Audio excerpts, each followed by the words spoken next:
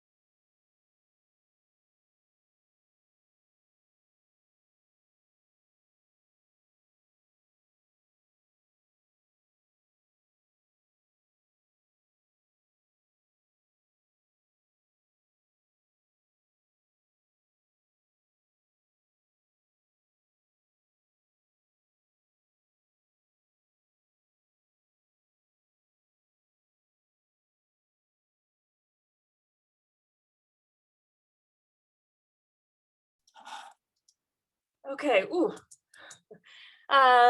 call the meeting to order. Thank you all for coming to this called meeting. I know it's unusual to have a June meeting, although we had one last year. I know the majority of our senators are 9-month faculty, so I thank you for coming even when you're not being paid. So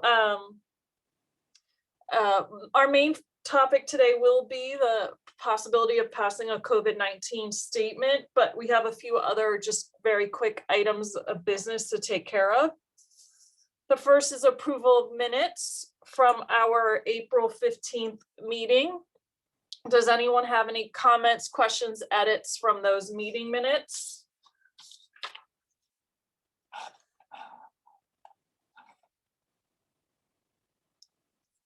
Does anyone object to us passing those meeting minutes?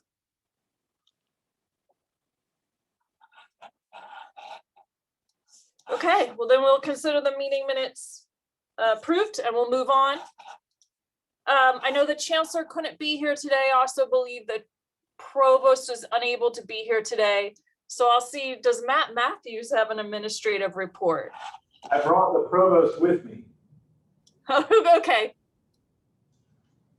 I was perfectly happy to let Matt report, but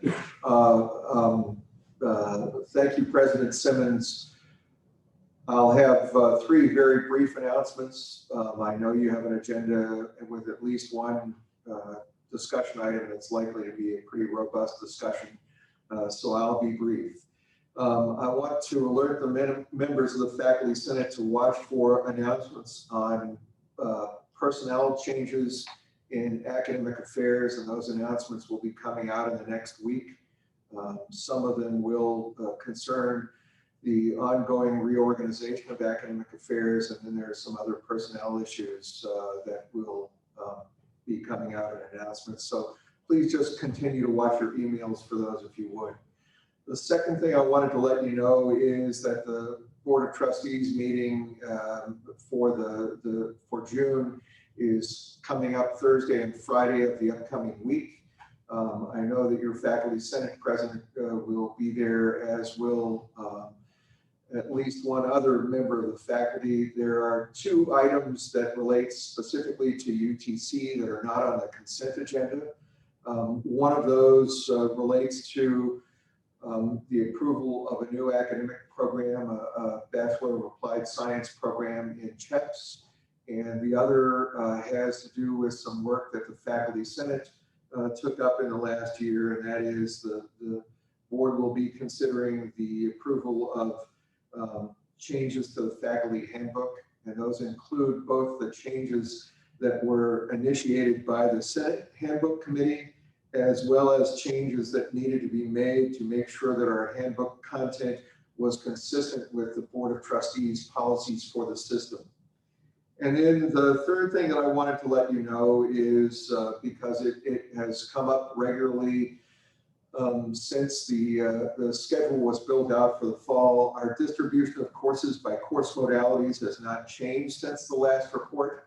And so we are hanging tough right now at 72% of our classes being face-to-face, 6% of our classes being in a hybrid modality, and 22% of the classes being online, and almost all of those online classes are asynchronous online course offerings. It is worth noting that there are 10 CRNs that are listed as HighFlex. That is 0% of the total, but still wanted to let you know that HighFlex is still with us, and some of our faculty colleagues are continuing to offer their classes in a HighFlex modality. And President Simmons, those were the three things that I wanted to pass along. I'm happy to answer any questions or to let you get on with other business. Are there any questions for the provost?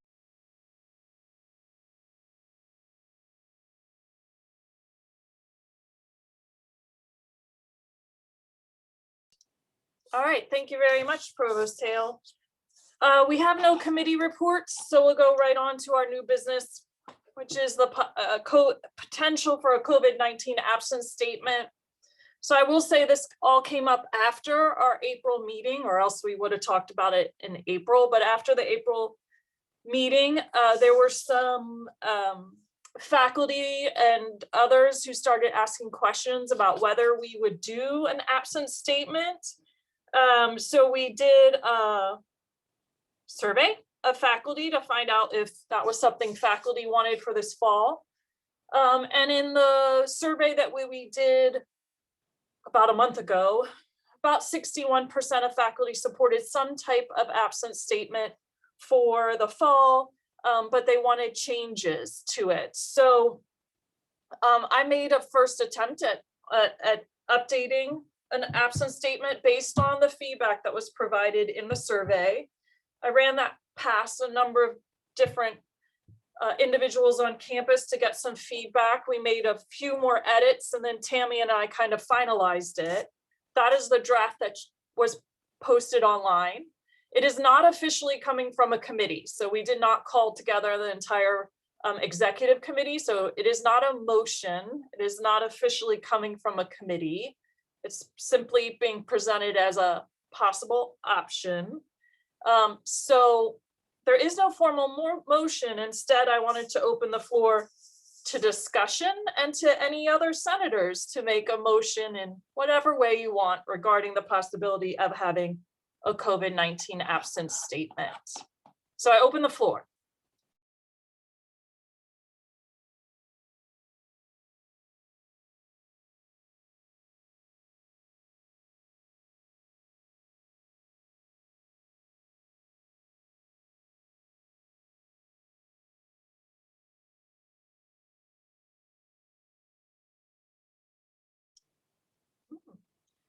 So this is interesting. Would anyone like to move that we either adopt the draft statement, move that we adopt some other statement, move that we don't adopt a statement? Anybody have a motion?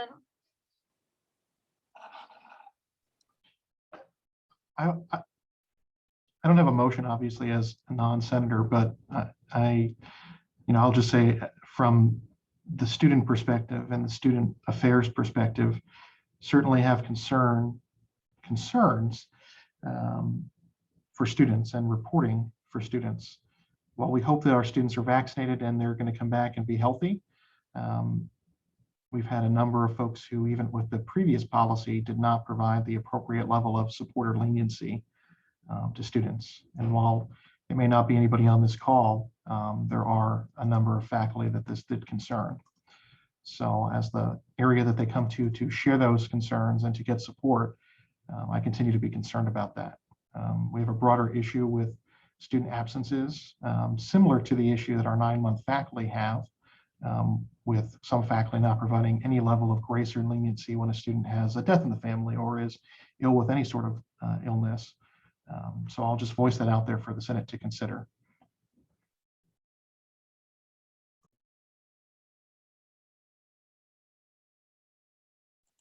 Oh, Charlene, can I make a point about this? Okay, sure. Also, Wes just raised his hand, but we'll go with Dawn first. Sorry, because sorry. Dawn spoke before I saw Wes's hand. Okay, I was just going to say that we are still having some cases, and so there are students who are in isolation and quarantine on campus. Had 2 this week, and neither one were vaccinated, and one exposed 4 other students who are now in quarantine. So while in general the trend is going down, we believe we will continue to see some cases in which we have to isolate and quarantine students, and so they won't be able to go to class. Okay, Wes Smith. Yeah, so I was reading after some of the feedback that some of our colleagues have said. I guess one of my questions, which I do agree with, especially with things like the PT program being very, very specific, I understand that their concerns. My question is, summer's a long time to I think it's good to have like a policy that we're happy to be with, but I guess, every semester is different, and I think summer is just a long time for things to change.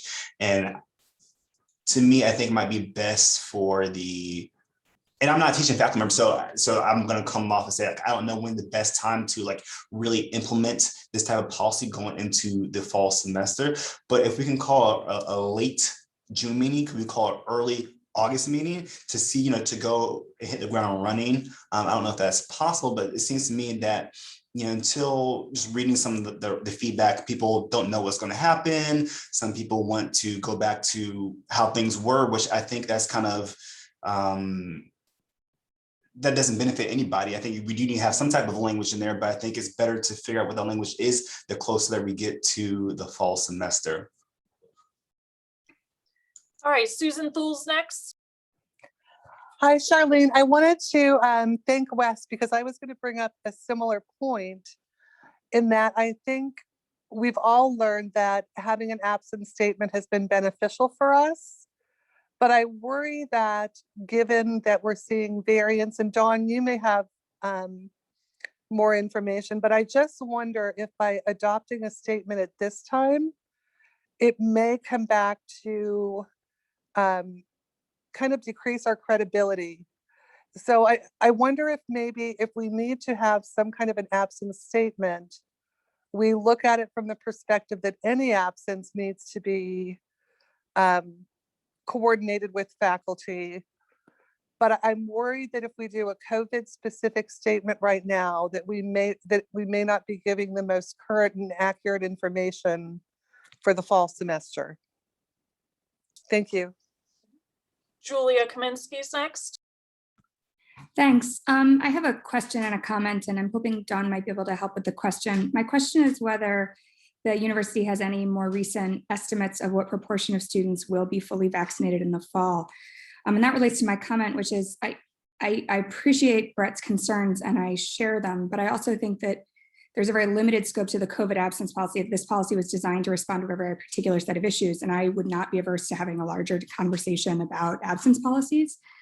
But when it comes to the COVID absence policy, to my mind, it's always been a question of balancing the very real cost of labor to faculty of accommodating students who can and can't come to class, who are coming in different modalities. And I don't think anyone would disagree that that cost has been absolutely enormous this year, against the risk that a student will be incentivized to come to class when they're infectious and will therefore pose a very real risk to other people. As great as the vaccines are, right, the risk isn't zero even if you are vaccinated. With the possibility of new variants becoming more prevalent, that risk will increase. But I do think that that calculus largely depends on how many people in any shared space are vaccinated. And if that number is very high, then I'm more comfortable weighing that risk differently. And so I do think, I'm curious to know whether Dawn or somebody else can speak to whether that's information we might have later in the summer, whether we'll never have that information, whether we have to assume that all students are unvaccinated. But yeah, I think that's a very particular issue. I can help answer that. I don't think Chris or Yasmin are on the call. We're not allowed to ask our students directly. We can sort of ask, but we can't require them to turn in any information. When we get access to tennis, which is the state vaccination system, we may be able to pull some data, though we're still working on that access to assess who on campus has vaccinations. But it's going to be difficult. And as Matt just wrote in the chat, it wouldn't be advisable for faculty to ask either, because the institution has been told that we cannot ask or that we cannot require. So asking sort of falls under that same category. So we're trying to be very, very careful in what we do. I agree. I think a general absence policy is the route we need to go overall. I brought it forward last year when we first talked about this, and folks made some minor recommendations and changes that we've made to that. And I've brought that to Tammy again for consideration for next year. I just fear if we put a COVID absence policy that ultimately says that there's no leniency for students, that it will be another reason for students not to report. That's my primary concern. In addition to us just not supporting students, it will decrease our low reporting that we had at the end of the year to begin with. So that's kind of my overall concern with the policy. I appreciate the work that Charlene and Tammy did on it, and this is a hard balance of, not wanting to give too much leniency while still wanting to give faculty the level of leniency they need. And I think that's where general absence policy comes into place. It gives us some guidance while still giving the faculty the level of, or departments at least, the level of support that they need for their particular program. So we're in an interesting crossroads for sure. And as Dawn said, the number is pretty low for Tennessee in comparison to other states. Tammy Garland's next. I don't necessarily mind punting this till next month. We can wait. We are going to meet in July, and this may give us some conversation today about where we want to go with this. I do think at some point we need some type of statement, because what we are seeing at the university is somewhat of a disjunctive message. We're saying we're returning to normal, but then we're not returning to normal. So there is, you know, we do need to be clear on how we're going to approach COVID. And if we're all going back into the classroom and not masking and not socially distancing, and then kids are coming to class, then we probably have bigger problems on our plate than an absence policy. But we can talk about this, and I'm happy to address it next month. Beth Crawford's next. Okay, first I have a question about the document. In the bullets in the document, at the last bullet, it says in the second paragraph, change 48 hours of recovering to 48 hours of diagnosis, but it appears that what it really was changed to was 48 hours of completing the form notifying that they have symptoms or have been diagnosed. Is that correct? Yeah, so there was we had multiple versions of this, and I forgot to update the bullet point. No, So, that's yeah. all good. I just wanted that information before I do this next thing. So here's what I'm going to do. I'm going to make a motion that we adopt this statement, because I think we've got to have something. We could meet in July and amend it or appeal it or something. I think we really need them to know that they have to complete the notification form if they're diagnosed. So I think we have to have something specific to COVID, because it still is an issue that's different from other stuff that's going on. So I'm going to make that motion, and that will, if somebody seconds, then we go into real discussion of this actual document, right? Yes, so Beth has moved that we accept or approve the draft policy, the draft statement. Is there a second? I'll second Erica here. Okay, so we have a second. So now we will discuss the motion is to approve the draft statement. So now we can discuss the statement. There, of course, can be motions to alter parts of the statement. There can be other related motions. So open the floor to discussion.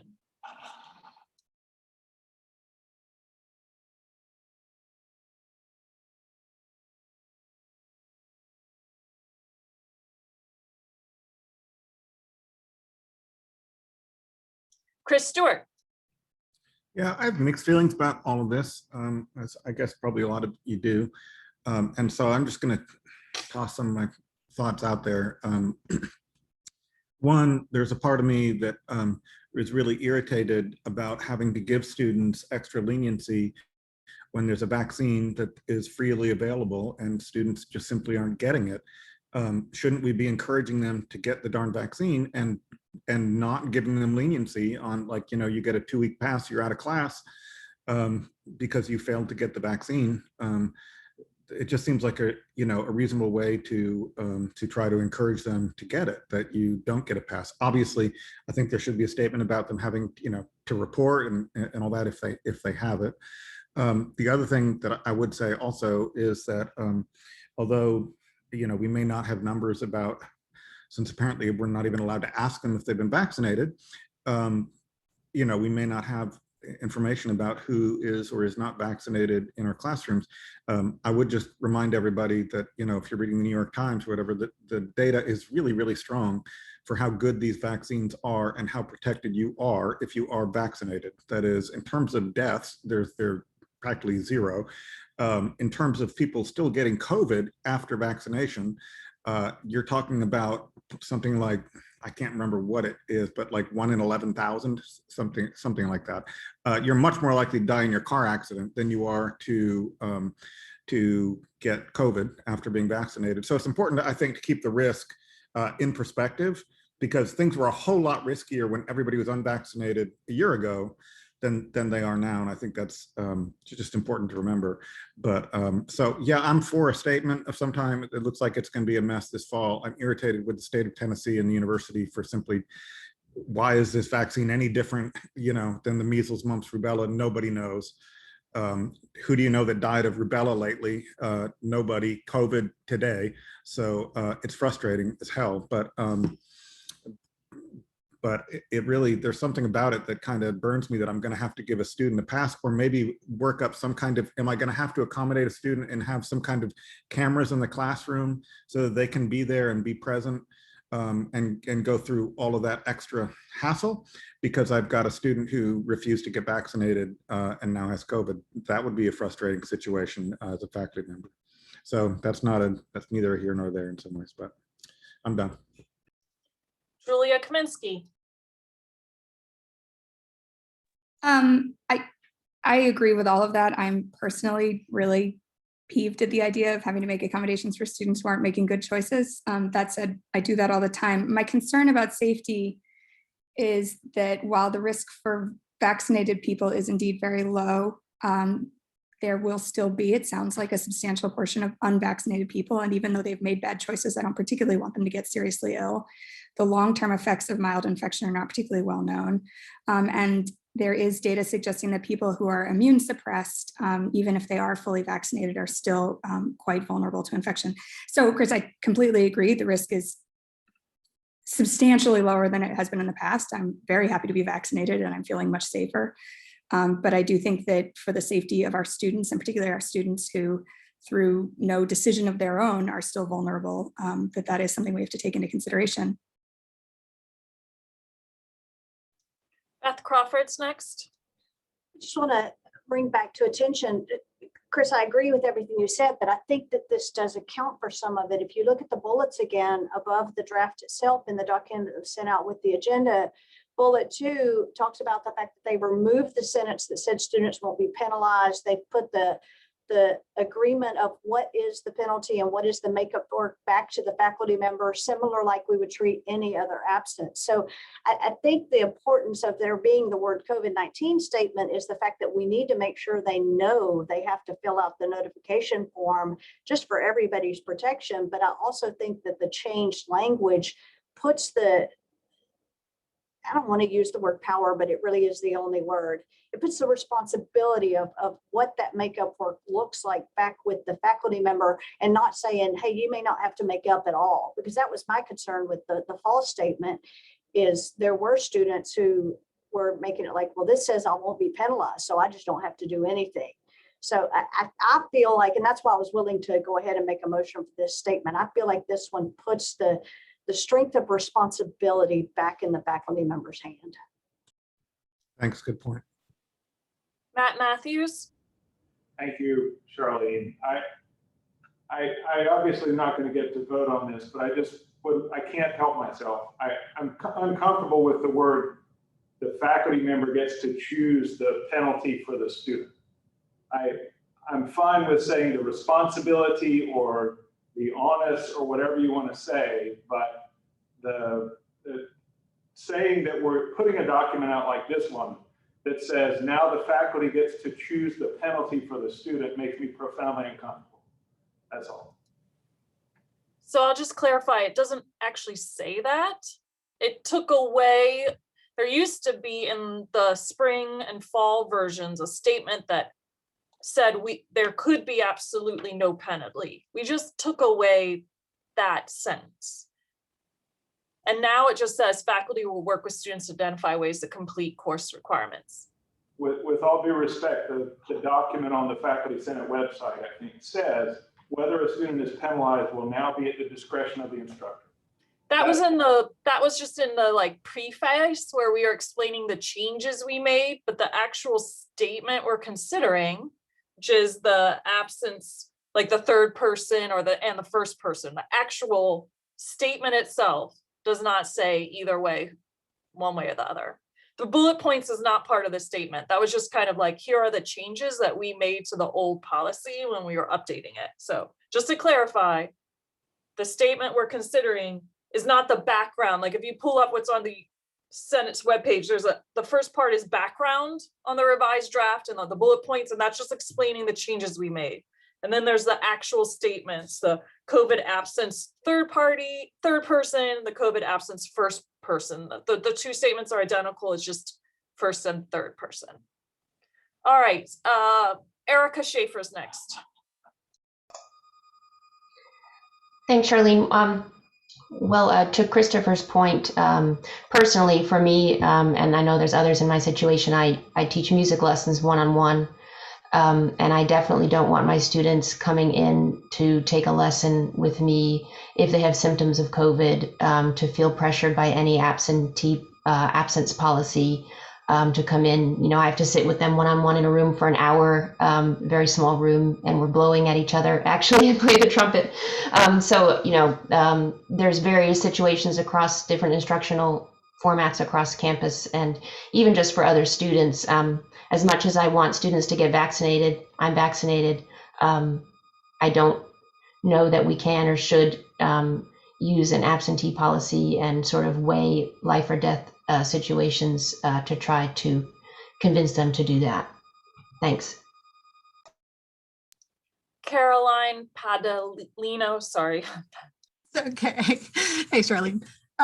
So I guess my comment slash question is the part about the student's responsibility to make up missed work and then realize class will continue. Students may find themselves in a situation unable to complete. So coming from the PT department, I know they've already expressed some concerns. Our program moves fast. And in the past, when students have missed just even, you know, a week or 2 weeks, I had a buddy in my cohort miss 2 weeks and she was pushed to the cohort behind us because she was not allowed, permitted based on how everything flows to make it up.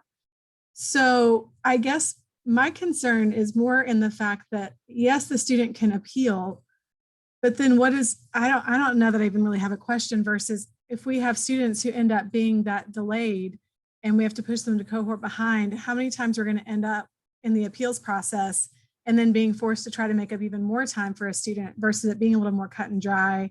Or is there some way we can work in a statement about based on the program's particular demands or something like that? Do you have a suggested revision? I mean, you can make a motion to change that to delete the sentence, to change the sentence, to add a sentence. Let me run across the hall and ask Nancy. Okay.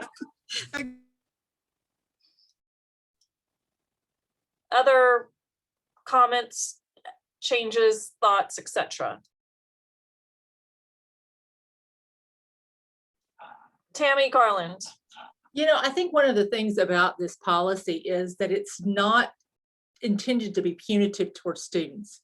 It's intended to say faculty will work with students within reason. And that's some of the problems with the past statements is that some faculty, you know, some students were expecting carte blanche and they were expecting that they didn't have to do any assignments. This clearly doesn't say that. And it clearly doesn't say that faculty are going to ignore students and basically say, you can't make up anything if you're sick, because we don't allow that on the university. If a student has documentation, you know, there is some responsibility to allow students to make up work within reason, but it doesn't say, okay, you're going to go the entire semester and not do anything and then say, oh, I had COVID in the fall and so I couldn't do any work.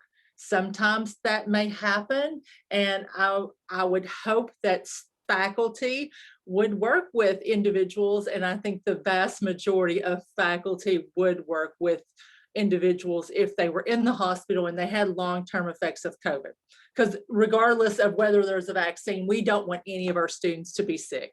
We also don't want them to be on campus. So if a student says they have COVID and have verified it through the Dean of Students office, I think that most faculty would be willing to allow this. So I think this basically gives students protection and faculty protection. And and keeping it vague is, I think, better than being too specific. Wes Smith is next.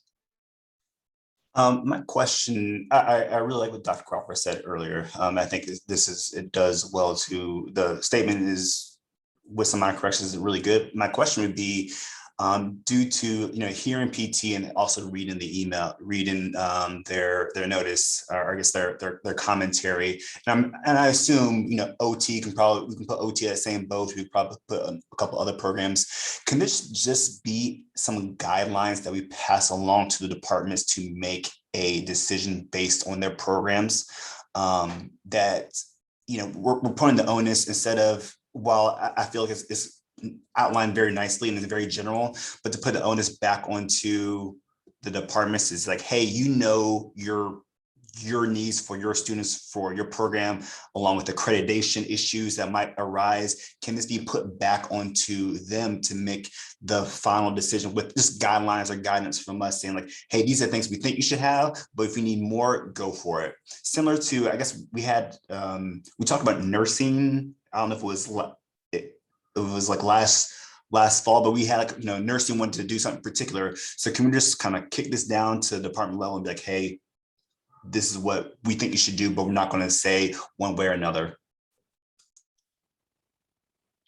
So that's an idea. If right now the motion is to accept this as a university-wide one, so we would have to vote the current motion down and then consider a separate one, just to clarify. Up next is Julia Kaminsky. I think that there's something to be said for discretion, but I think that in this case, having a consistent policy is probably more important. I think we know how carefully students do or don't read syllabi. I think the idea of having multiple COVID absence policies could be a total nightmare. I guess I just wanted to sort of add to the discussion. One of the things that strikes me is that because this is largely coming down to a question of risk of infection versus burden on faculty to accommodate students, are there ways that the university can help alleviate some of that burden? So for example, if students can withdraw later without fees, if that process is a little bit easier or get their money back, then we'll have fewer students coming to us saying, I will have wasted all this money if you can't let me take an incomplete, if you can't help me catch up, which puts us in the position of having to individually make up for a failure that is very much outside of our control and sometimes outside of a student's control. I think I'd be curious to know sort of what measures the university has taken to alleviate that and is planning to continue to take. I see in the policy, it says that they can request an exception to the withdrawal deadline. I don't know what that entails, whether that means a refund, whether that means how onerous that process is, but I think that would be useful. Since we have Julia's question about the exception to the withdrawal deadline process, I think the registrar's on the call. So not to call Joel Wells out, but if you could explain that process to us, that would be really helpful. I will do my best. So students have access to a process where it's actually combined several different appeals. Often with withdrawals, there are appeals for financial aid issues. And we try to work those cases together in cooperation with the financial aspects. So students have up to 1 year to request an exception to the withdrawal deadline. Many of these requests come in after the conclusion of the semester. We do expect them to have documentation of what circumstances changed that prevented them from accessing the normal withdrawal deadline. And those are reviewed on a case-by-case basis. Often, if a student is denied their exception, they do have the opportunity to appeal, and we have a committee that meets to review those appeals. And that includes representation from the Dean of Students, the Financial Aid Office, the Advising Center. And so we try to pull together as complete a picture as possible to make sure that we're appropriately responding to these students' requests.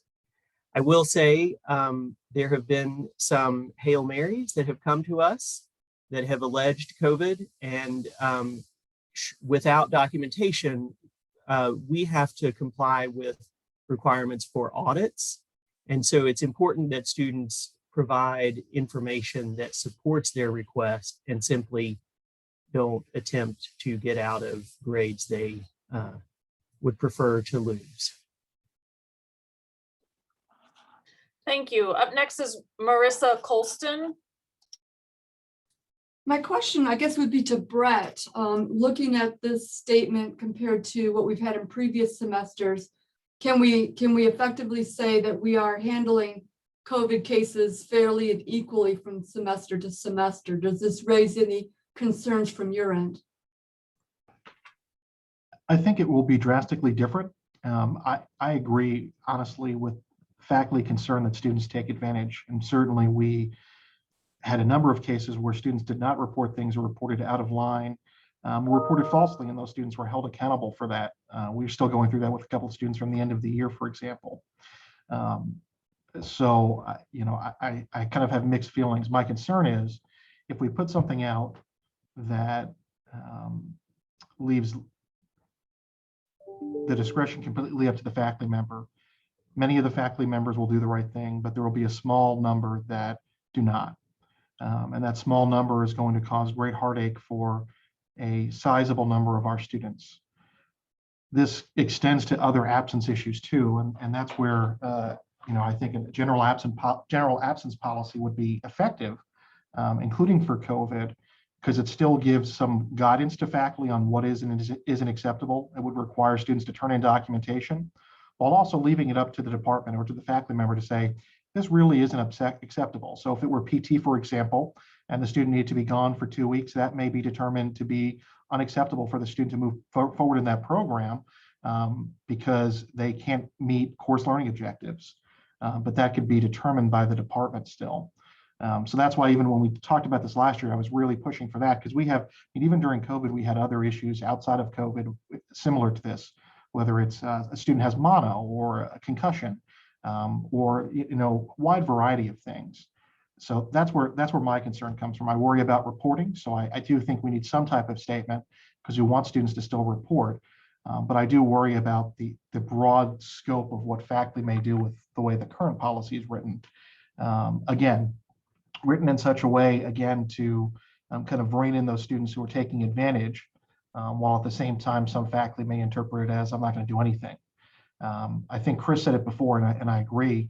And reviewing the document that Charlene graciously sent ahead of time, you know, certainly we wouldn't expect faculty to have live stream their classes every day. It's just not reasonable. We don't have the technology to do that. It's too much of a burden. But saying that we're going to allow students who reasonably have to miss class some way to make it up, I think probably is something that we should continue if we want to keep our campus safe and healthy. Tammy Garland's next.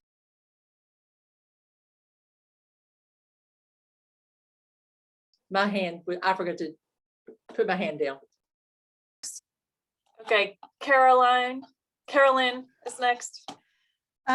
Okay, so two thoughts. One, from what Brett was talking about in this absence statement, potentially, could there be a statement included that says specific departments may have limitations established that set maximum numbers of days missed? So that students will see from the outset that it's not whether or not they can get it done in a timely manner for their own considerations, but if it comes down to, like, if we have in our handbook, any student who misses more than 5 consecutive days, you know, will risk being whatever, delayed in matriculation, something like that. So can there be a statement basically that says that specific departmental handbooks may supersede the timely manner completion, something like that? And then the other one was, I know you said in the bullets that it was specifically removed that people would accommodate students by live streaming and whatnot. And you've said, Brett just mentioned about how that's such a strain. Is there something that can be a bit more protective of the faculty side to state that faculty will not be expected to present their class beyond the typical normal presentation, whether that's traditional face-to-face or online or hybrid or asynchronous, synchronous, but some statement basically to say that, so that students will be very clear, faculty are not expected to accommodate them at home because they know now that we can. It's doable. And so they'll be upset that we did not accommodate them, quote unquote, in a timely manner by letting them live stream in as a part of their appeal. So those two statements, something about specific departments may have limitations up to their handbook, and then faculty, something about faculty not being expected to accommodate with live streaming. Okay, would you mind if we split those into two separate motions? Sure, of course. Sure, I just think it'll be, from a practical perspective, easier because they're two separate issues. So I tried to get the wording when you were saying it, but I might have it wrong. But are you proposing that we add a sentence? So this would be, let's say right after the sentence, please realize the class will continue and students may find themselves in a situation where they're unable to complete the work in a timely manner. And then insert, and please correct me if I got this sentence wrong, but specific departments may have policies that specify a limit to the number of classes that can be missed. Is that essentially what you're looking for?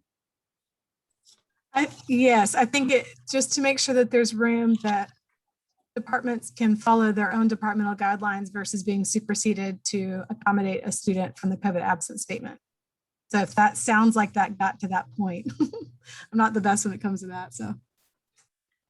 So Carolyn's made a motion. Is there a second? And if there is, then I'll try to type it on the screen and we could talk about it. Is there a second to that motion? I'll second that, Alicia Cruz. Okay. All right, let me take a moment. I have to exit the PowerPoint for a second to then add this sentence and then we can debate it.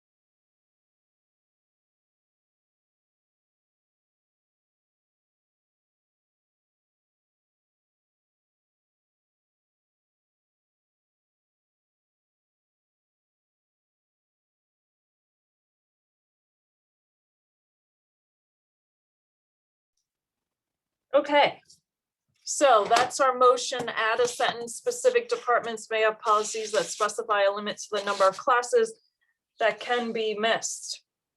Open the floor to discussion of this motion.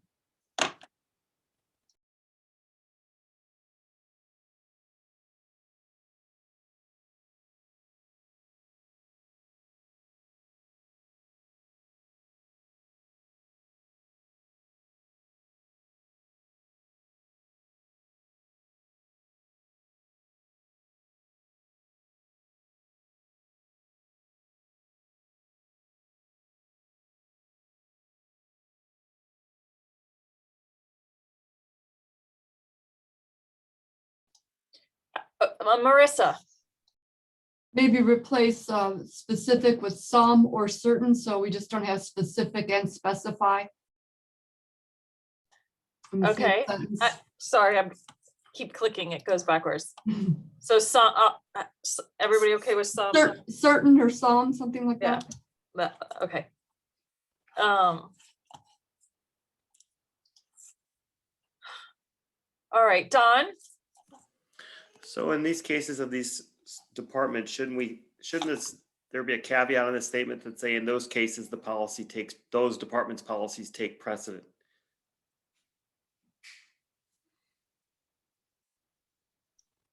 So you want to add, some departments may have policies that specify a limit to the number of classes that can be missed. These policies take precedent. Yeah, in these cases, the department policy, these department policies take precedent. Okay, let me Something fix along those that. lines. Hold on.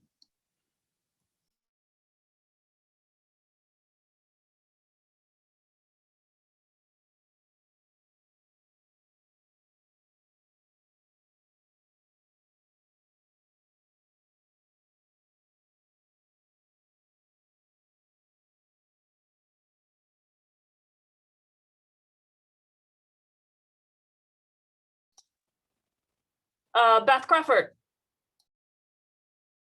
I think the new sentence either needs to go up one sentence or down one sentence because of the thing where it says in such a case, we've kind of split a 2-sentence phrase. You want it to go up one sentence? Maybe, yeah, maybe that's where it should go, or at the very end, one or the other. What my concern is that right now it splits the in such a case no longer makes sense to me what the case was. Does that make sense? Okay. I think at the very end, just after the registrar statement of that paragraph. Okay.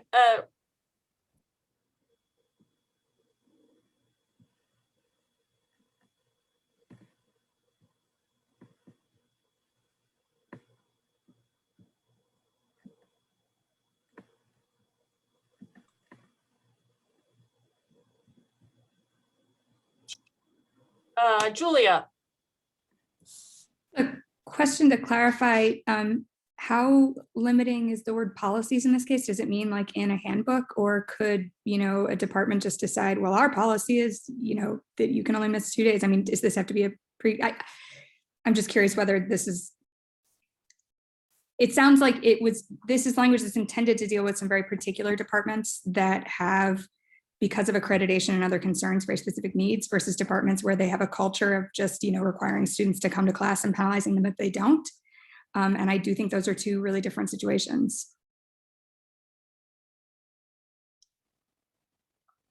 And Sweetberg's next. Charlene, I'm just noticing Matt's comment in the chat and the recommendation to change the language to limit on the accommodations extended to the student so that it doesn't have to be limited to the number of days that somebody misses class specifically.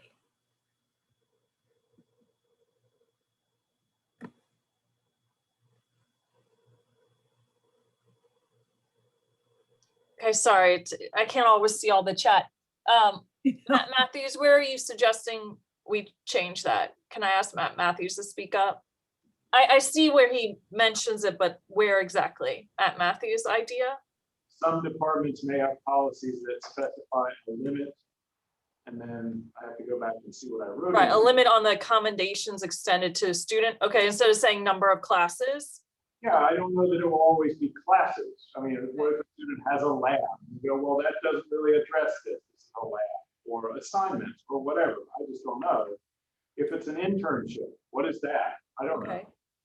So I'm saying broader language that addresses the diversity of classes we have at UTC.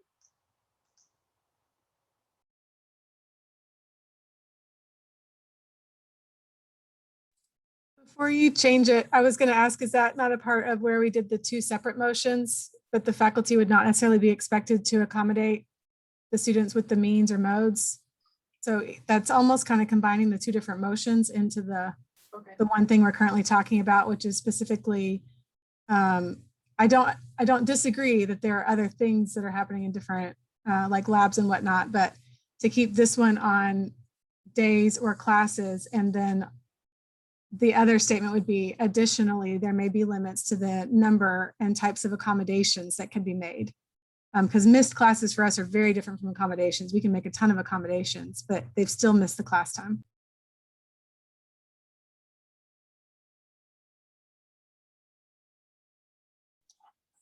Okay, sorry. Okay, so anybody have I could see both sides. So for some it's about classes, for others it's about accommodations. Thoughts? Ann Sweetberg has her hand up. Sorry, that's left over. Sorry. No worries. Alicia, I think, oh, hand went up and hand went down. Carolyn, oh, I guess those are all old hands. Do we want it to say then policies that specify a limit to the number of classes or accommodations extended to the student, like merge those 2 together, Matt's suggestion and Carolyn's suggestion? I'm going to type it in there and then we can see, and we can keep editing.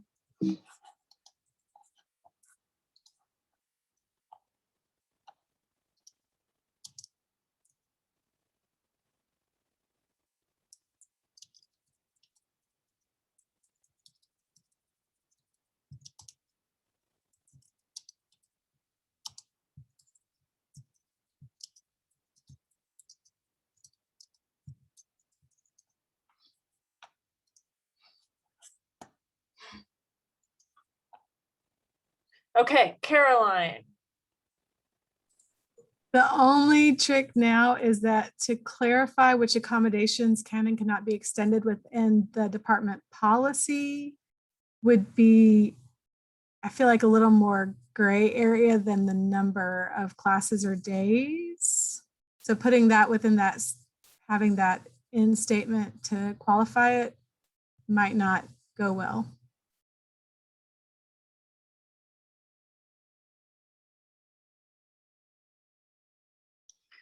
All right, Marissa. When I see accommodations, even though we're talking specifically to COVID, I immediately go to the DRC. I just want to make sure we're making it clear to students that faculty and departments and programs aren't making their own of those types of accommodations. So are we suggesting we take out the section that Matt Matthews said, so it's very clear we're talking about very specific departments have very specific policies, because there are departments that have these policies already in place about the number of classes. I'm not necessarily saying take it out, but is that a concern to anybody that there could be confusion of that overlap? Yeah, and I'm kind of combining Marissa's comment with Carolyn's previous comment about the gray area. Okay, good point about accommodations. Julia? What if we just limit the amount of time or work missed? And that way we're not getting into accommodations, but we are allowing for things that are not classes, whether that's lab, internship hours, et cetera. So amount of time or work. Can we have it say the number of classes or work? Because what I will say is it appears, because I saw it go by in the chat, there are some departments that actually have very specific policies that state classes. So sure, would that be okay? Classes or work. Okay. And then we can remove the second part and deal with this question of whether we're going to provide streaming, et cetera, separately, if at all.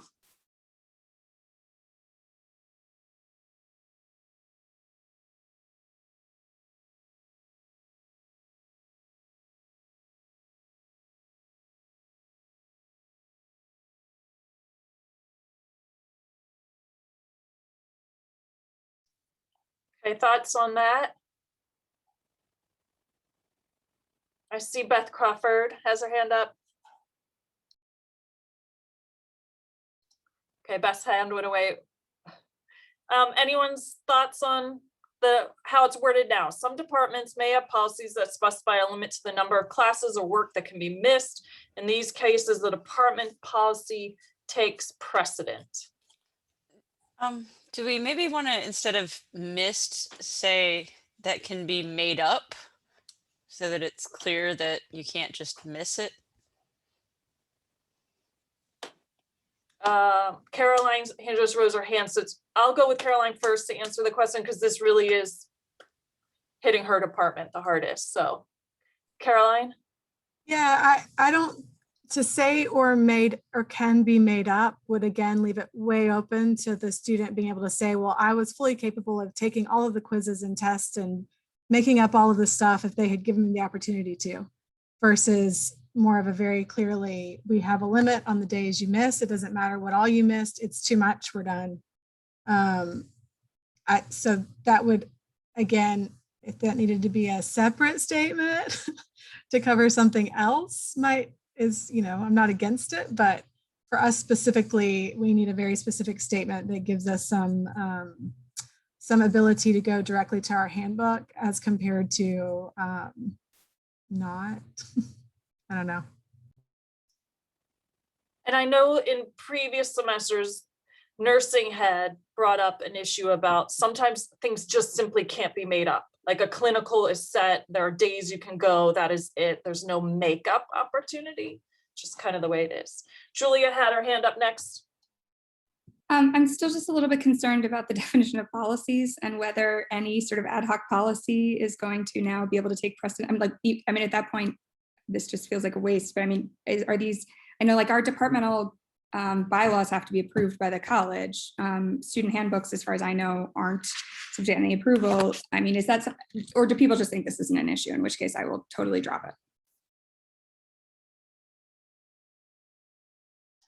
I guess I'll ask the departments that have it. So Caroline, I saw in the chat go by, she also just raised her hand. Is this in your department bylaws or your student handbook, or kind of where does it reside, the policy for Caroline, and then any other department that has a similar policy? So it would, we have discovered that our handbook has been very vague in general over the years. So we are currently adding a lot of content and context. And our handbook, to my knowledge, I might be wrong, does go through general counsel review through the legal department to make sure that we are still abiding and following any necessary rules and regulations there.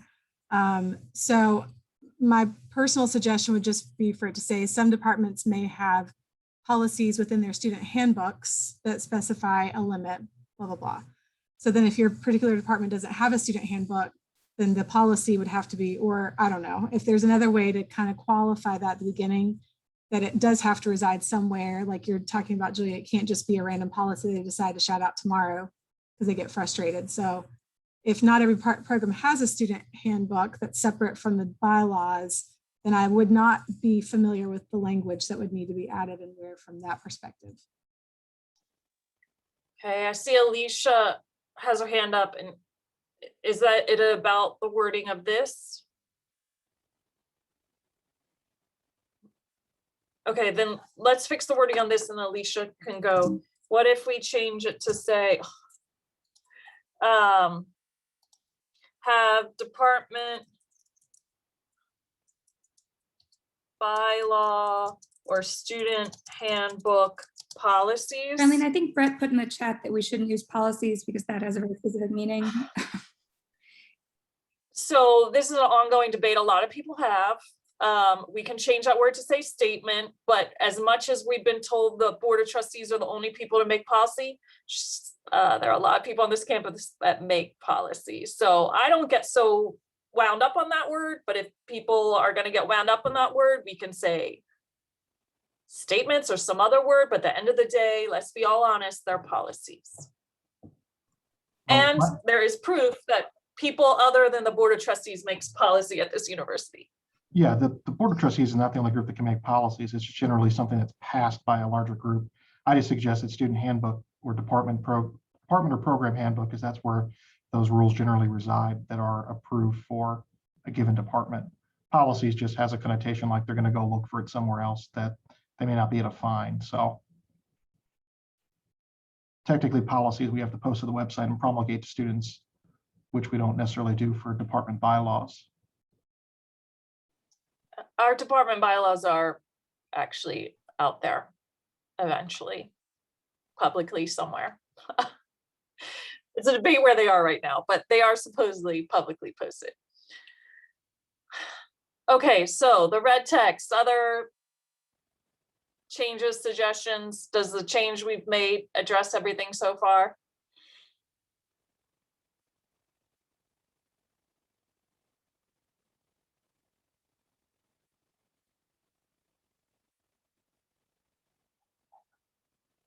Okay, then this is a motion, right? So we're gonna need a vote on this red text. Any other final discussion? Charlene, this is Joel. I don't want to be picky and I was not an English major, but I think the final word is precedence.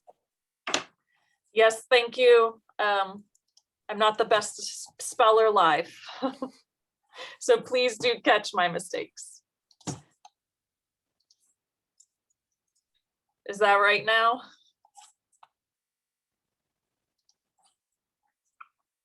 Marissa? Bylaws, you want that plural or singular? So we'll have to adjust. Okay, yeah. Ooh, I'll make it plural. Okay. Any other, trust me, I'm not the greatest editor, particularly live. So other.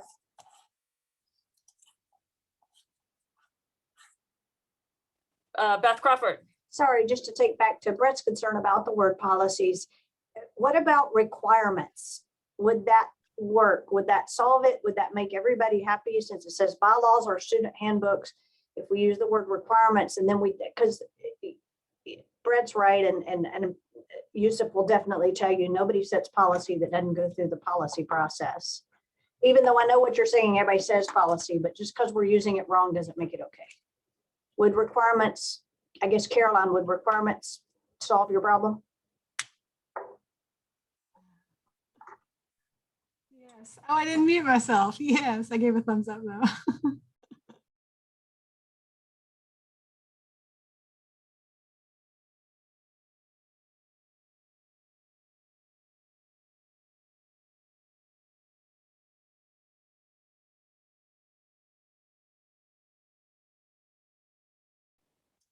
Okay, other suggested changes, Marissa?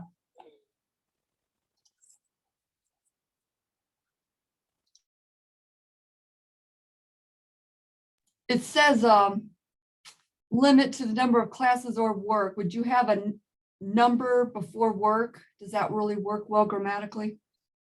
The number of work, Or amount of work? volume, something like that, yeah.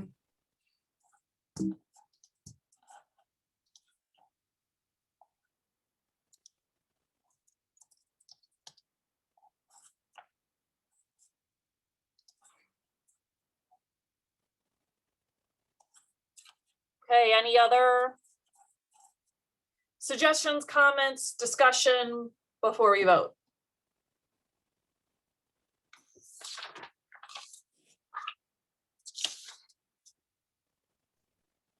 Charlene, I dropped the non-substantive change into the chat. Again, it doesn't need to be done right now. It doesn't change any of the language. It just, the policy and procedure for student complaint process Okay. changed. I'll fix that separately. We're only Yeah. dealing with the red stuff right now. Yep. All right, any other comments about the red text? Because that's our current motion, supersedes the other motion. Yes. Should it be requirements take precedence? Sure. Yes, let me fix that.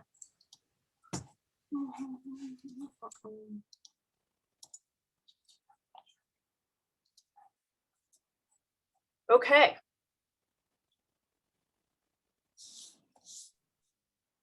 Marissa? Sure. I'm sorry. Go ahead. No. That last part after the comma, I believe that should be a separate sentence. It doesn't seem to be all one complete sentence. Thank you. I was an English major, and that is a comma splice. Okay.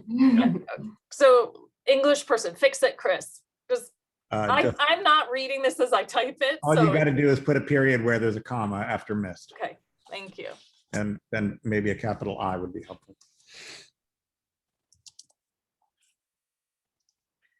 All right.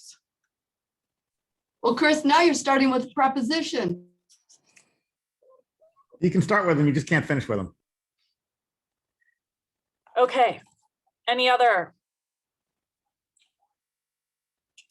Okay, so then we are going to vote on just the red text. The motion is to add this red text to the draft because the motion was to approve the draft. So any changes we make to the draft, we have to approve. So right now we're just voting on the motion to add the red text to the bigger statement. We're going to do roll call. I'm going to call your first name. We do have a few proxies. So I'll say the first name of the person who has a Senate seat, and then I'll say the person who's filling in as proxy because that's how it's ordered on my sheet. Tammy. Oh, I should say, if you vote yes, you want the red text added. If you vote no, you do not want the red text added. Tammy. Yes. Jamie. Jamie Harvey. She had to leave. She had a meeting. Okay, sorry. Oh, I see a hand up. I'll take the question before we keep voting. Lucy?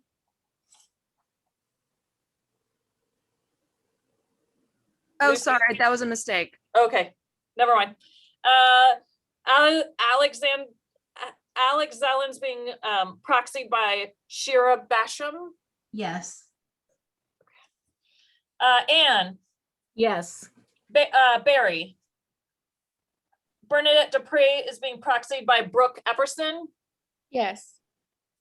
Beth? Yes. Brian? Yes. Chandra? Yes. Charlotte? Chris? Yes. David? Yes. Donald? Yes. Eleni? Erica? Yes. Ethan Mills is being proxied by Lucy Schultz. Yes. Hill, Ignatius, Arena, Jacqueline, Joni. Joni Sorry, Jackson. yes. Yes. Jody, Yes. Joshua, Yes. Julia, Yes. Lainey, Yes. Liz, Yes. Marissa, Yes. Ming Zhangji is being proxied by Yin Fin Wang, Yes. Natalie Ownsley, Yes. Nicholas, Phil, Priscilla, Ron, Sarah. Yes. Oh, Ron. Okay, you're here.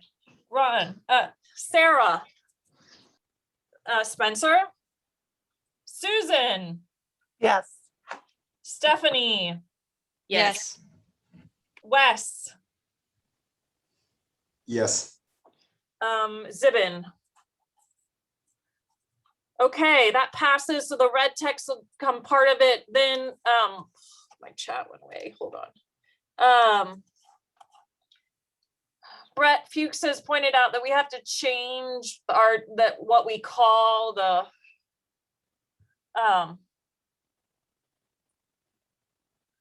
student. Okay, there's no longer a student grievance complaint form. So, and we have to change the name. Policies and procedures for students' complaints is now called General Student Grievance Complaint Procedure. So I'm gonna change that. And then Brett, are you saying there's no longer a form and I just delete the end of that sentence? Brett had to drop. Oh, great. He has something else he's gonna have to do. Okay. Put it in the text of the chat. Okay. I'm gonna make a change. Hold on.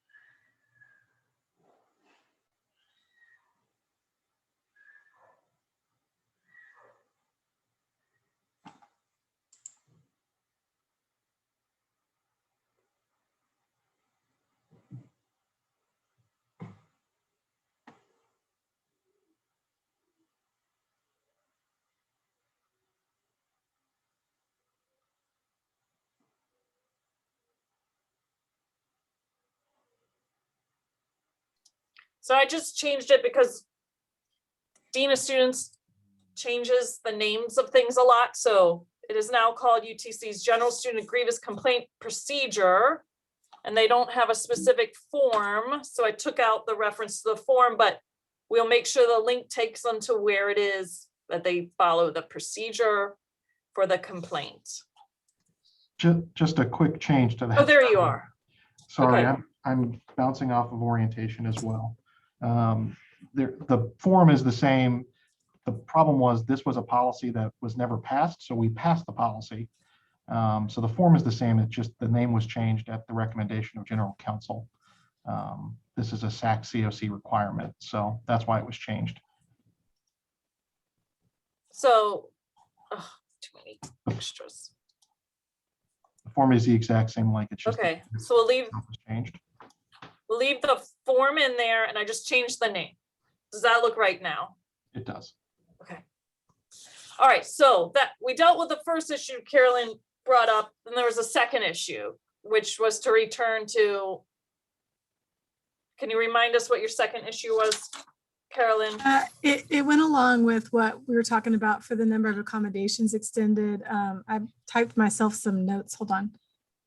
Basically about the faculty, when they're talking about how the student can make up stuff, that there's some kind of statement protecting faculty from being expected to do the things that we did last semester, live stream, whatnot. So I'm not, again, the best at wordsmithing. I threw in the chat that Dr. Chris Stewart was my English professor, but back in 1999.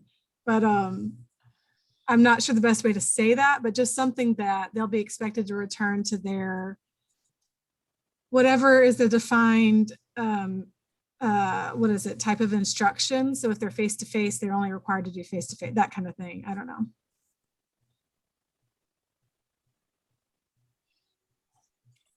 My main concern, I'm 1999, that was my very first semester. I'm so sorry. Times, man. I got better, sort of like the, guy that was a newt or something.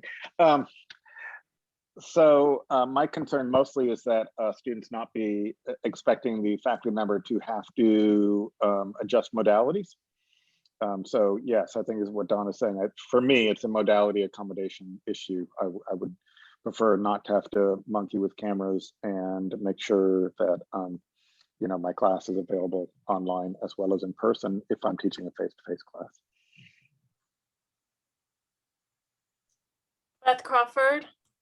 So I'm going to go out on a limb here and say, I don't think that relates to an absence statement. I think that relates to whatever statement Academic Affairs puts out on August 1 that says we're returning to face-to-face or this or this or that.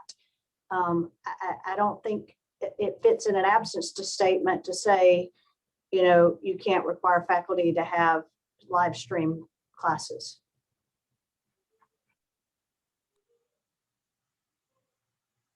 Julia? I think that makes sense, Beth, but I also can foresee problems where, as Carolyn said earlier, having decided that now we can do everything online, students will assume that a plan that will be devised by the instructor will include that. And so maybe it doesn't belong in the statement. I do suspect that faculty would find it reassuring to have some language suggested that they could share with students about managing expectations. I think that this past year, one of the things that I've struggled with is just managing student expectations about what is and isn't possible. And I think that those expectations are changing, as is what is reasonable. And so whether it belongs in the policy or not, I don't know, but I do think that it would be helpful for the Senate to provide some language. Is that your new hand, Beth, or was it left up? Yeah, no, I'm just going to agree. Yes, I think something should be done, but I think that, and maybe Senate comes forward with something in Tammy's July meeting, but I think that's something that has to go to Academic Affairs, to that August 1 statement that everybody's promised of, this is how we're going to do fall. I just don't think it fits absence. I'm not quite sure I see that. I think it should be in both places and they should be consistent. But we are talking about students not being present in my classroom.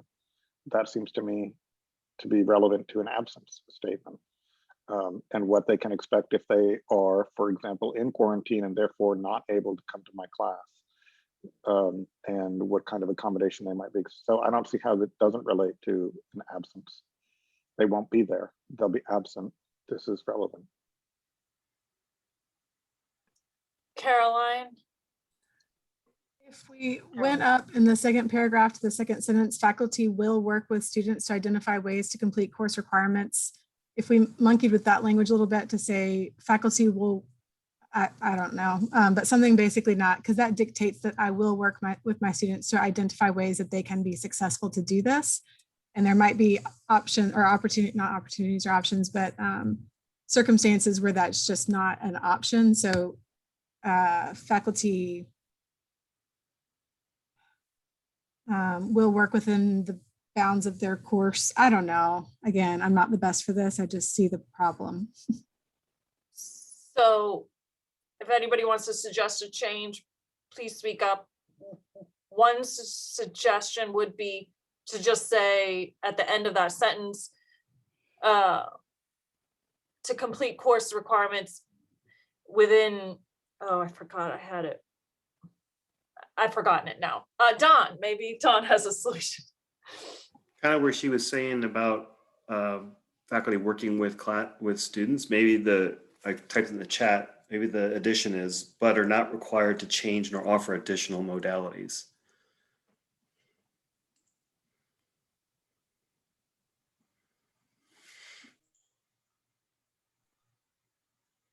And can we add maybe at the beginning, where possible, comma, faculty will work with students?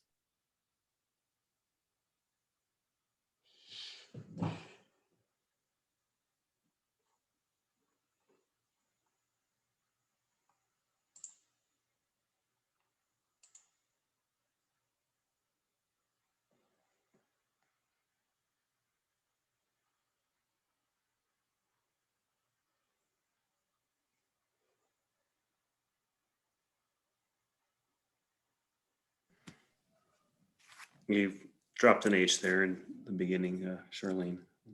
You have were instead of where.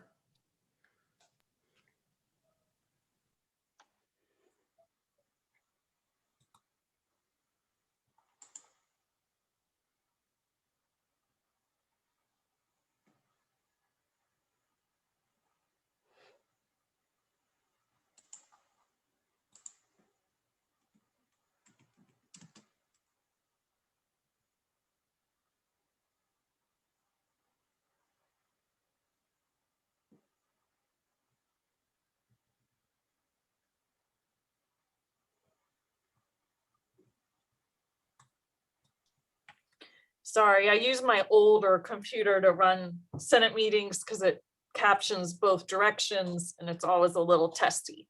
Okay, so where possible, faculty will work with students to identify ways to complete course requirements, but are not required to change nor, that should be nor, offer additional modalities. Thoughts on that?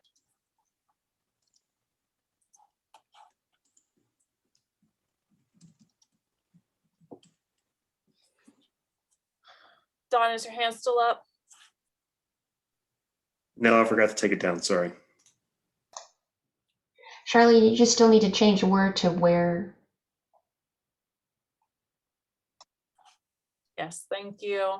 Like I said, not the greatest editor, particularly white typing. Thoughts? Works for me.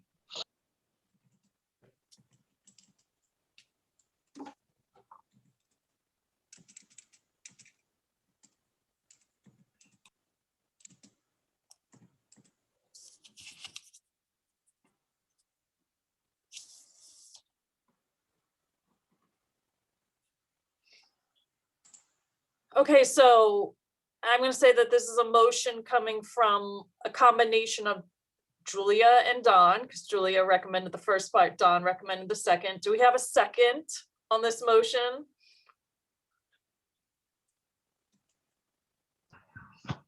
I'll second it. Okay, thank you, Ron. Ron Goulet, second the addition of this language. Any other discussion, debate, questions about the adding these blue words to the statement?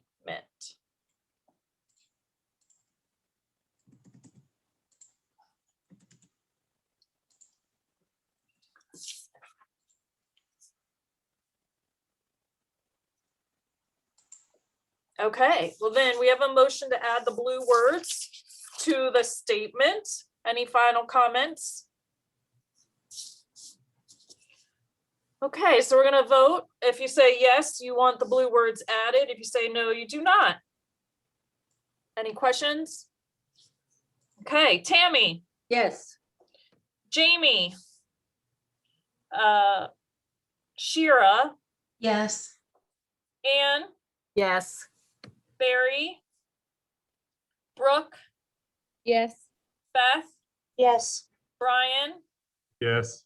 Chandra. Yes. Charlotte. Chris. Yes. David. Yes. Donald. Yes. Eleni. Erica. Yes. Lucy. Yes. Hill. Ignatius. Irina. Jacqueline. Joni. Yes. Jody. Yes. Joshua. Yes. Julia. Yes. Lainey. Yes. Liz. Yes. Marissa. Yes. Ying Fen. Yes. Natalie. Yes. Nicholas. Phil. Priscilla. Ron. Yes. Sarah. Spencer. Susan. Yes. Stephanie. Stephanie. Wes. Yes. Zibin. Okay, so that passes as well. So now we return to the original motion from Beth, which now includes all the blue and red text. Any other discussion on the motion to approve the COVID-19 absence statement?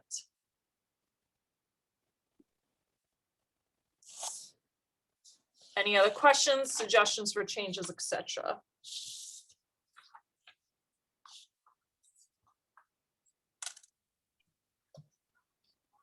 Charlene, if I may. Yes. Yeah, Ron. I don't know how to raise my hand. I believe the edits that you've made were for the statement in the first person. Is that so? Yeah, and so then if we approve this, I will make the same changes to the other version. So yeah, thanks for bringing that up. Yeah, I would recommend that be Yes. wrapped into the motion. Yes. Okay. So we are currently only looking at one version. There are two versions, and so I'm going to add to Beth's motion that and these other motions, the two will match, right? So the third person and the first person will say the same thing. The only difference is the changing of the, nouns and going from first person to third person. So thanks for bringing that up. Yeah, Chris will help you out if you need help with that. But yes, we'll make sure both say the same thing. Other questions, comments?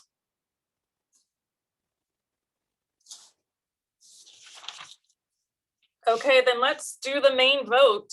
So now we are voting on the statement as it is now with all the text red and blue, and the other version will be altered the same way. So we'll have both a third person and first person version. They will match with the changes in the voice.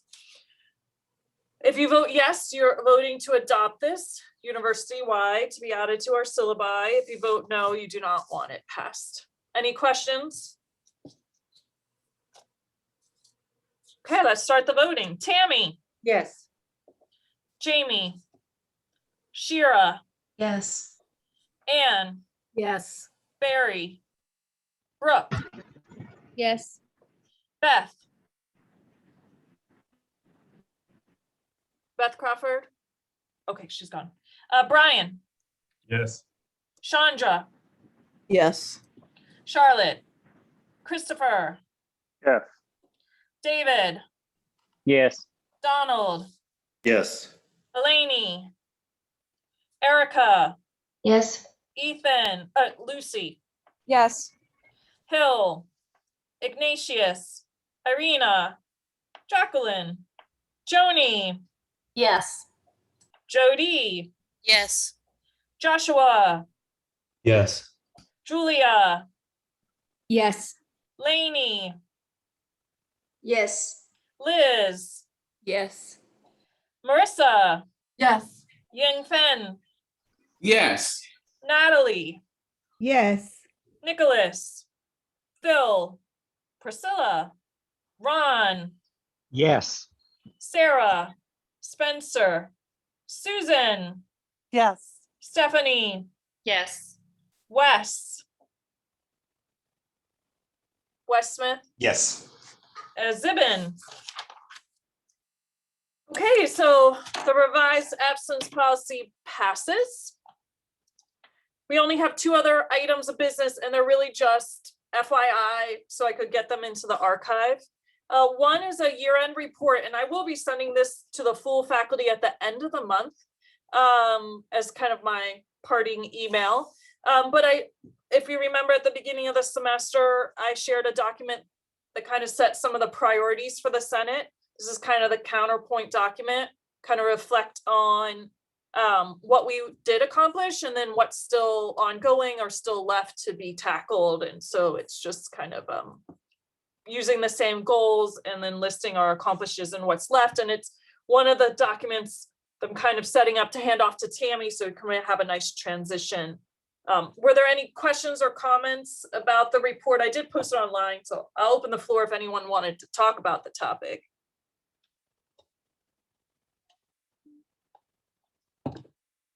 All right, fabulous. The other informational item, This was distributed to the faculty senate and the full faculty a few weeks ago. It's part of the process that we go through to get something to the Board of Trustees. But if you remember, way back in December, many faculty participated in the Tufts, the Tennessee University Faculty Senate's workload survey. And then we were given statewide results in February, shared those with the Senate and the full faculty. And we also had an executive summary that Tufts put together. Then in April, Tufts presented us with our individual campus report. And I shared that, like posted it for everyone. It came in right before the faculty meeting in April. So I shared the results, the full report with everyone. This is kind of the UFC's executive summary. So the UFC is the University Faculty Council. It's the coming together of the 4 UT campuses. So UFC is all the public institutions, Tufts, I should say. Tufts is all the public institutions coming together. UFC is just the UT institutions coming together. And so the UT faculty kind of put together our own executive summary. Some of the points are the same, some were removed because they weren't as relevant to the UT campus.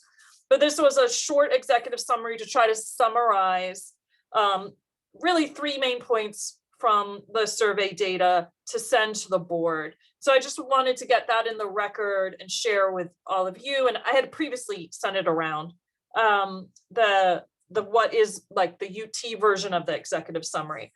The full report is also on the website, Faculty Senate website. So you can dig in, there's a lot of data there and you can find out. But I think for me, the big takeaways were during COVID, faculty are working more.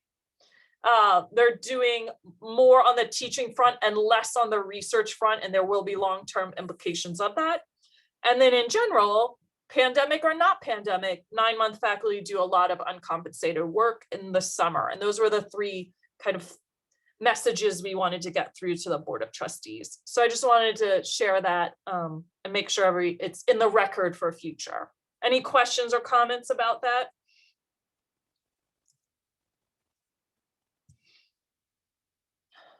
I will say the UFC will be meeting with the Board of Trustees. We got to have lunch with the president and the chair of the Board of Trustees on the Thursday of the board meeting. And then on Friday, we get to have breakfast with some of the board. And this will be a topic I'll bring up in conversation if it doesn't get brought up in other ways. I'll also say that I am attending the board meeting and I have requested to speak. I will be talking on the topic of paid family medical leave for 9-month faculty. That's kind of my last act as president, is to ask the Board of Trustees to instruct the system administration to draft a policy. We'll see what happens. I'll ask, we'll see what happens. We have no unfinished business, so we come to faculty concerns. Are there any faculty concerns?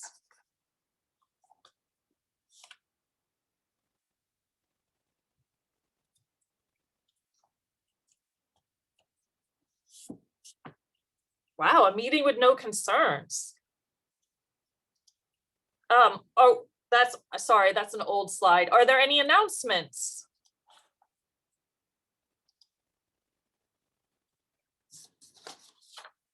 Okay, well then I thank everyone again for coming to an extra meeting. We had 2 extra meetings this year. I thank you for all of your service this year. You've gone above and beyond. This is the last, truly the last meeting of the 2021 Senate. So thank you for your service. July 1st, the new Senate will come in.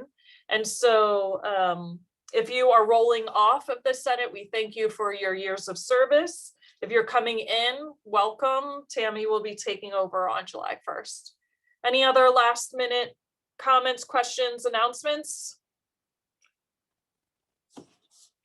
Okay, then do we have a motion to adjourn? So moved. Tammy moved. Is there a second? Second. Ooh, who was the second? Was it? That was me. Okay, Ron, just for the notes. Okay, thank you very much. Have a great rest of your summer. and we'll see you back shortly. All the best.